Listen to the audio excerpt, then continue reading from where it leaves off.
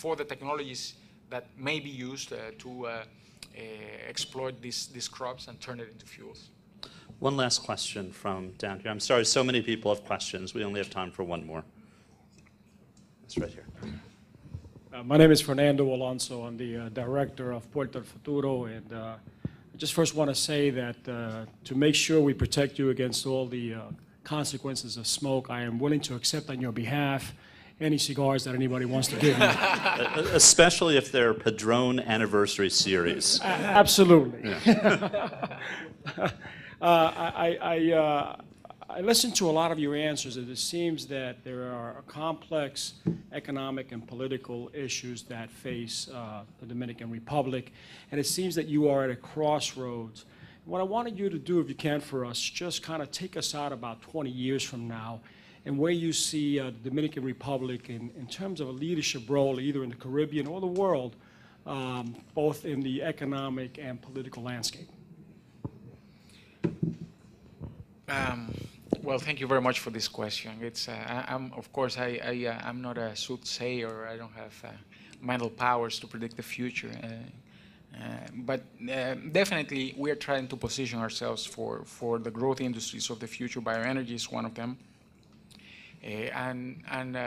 We are trying to maximize the opportunities that clearly arise from being the only country in the hemisphere that has a trade agreement with the two major trading blocs of the world. We have the ARCAFTA with the United States, and we have the Economic Partnership Agreement with the European Union. And that creates a sizable advantage for anybody, Dominican or international investor, that wants to cater to these two larger markets. We have 15 natural ports. We are in the middle of the Caribbean, linked to the CARICOM countries, the English-speaking Caribbean, linked to the Central American countries who belong also to the ARCAFTA. So investing in the Dominican Republic or producing or distributing from the Dominican Republic gives you access to the two most important markets and to the surrounding countries.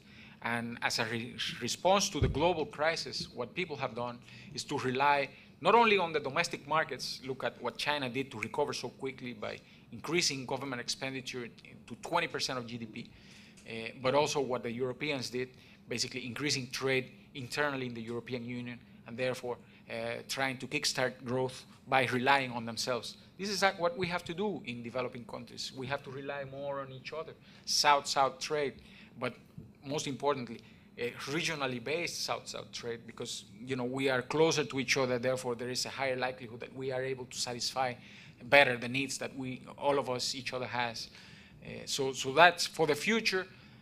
The Dominican Republic can play a leadership role in the region if it manages well its transition to becoming the bridge economy of the Caribbean to the two major trading blocs and to the surrounding countries. Ambassador Kamala. But the essence is good governance. Yes. How are you going to ensure good governance? And your question regarding democracy and dictatorship is very relevant, because if you analyze development, whether it is in Singapore or in other countries, it has not happened through democratic process. It has happened through good governance, but dictatorial governance.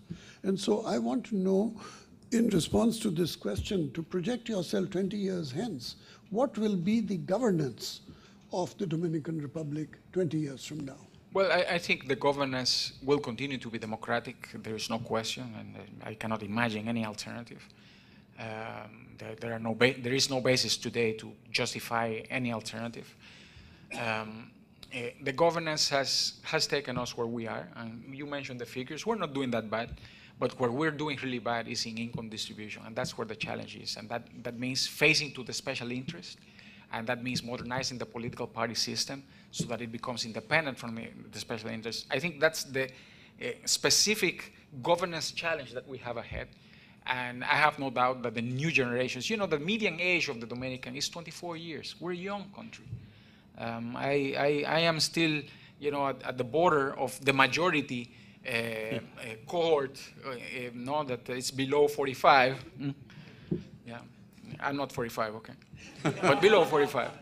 But that is 75% of the population below 45. We're a young country. So I have no doubt that demographics will play in our favor to renew the political system and to allow us to tackle the challenges ahead. And please join me in thanking our guest for sharing his wit and wisdom. Thank you very much.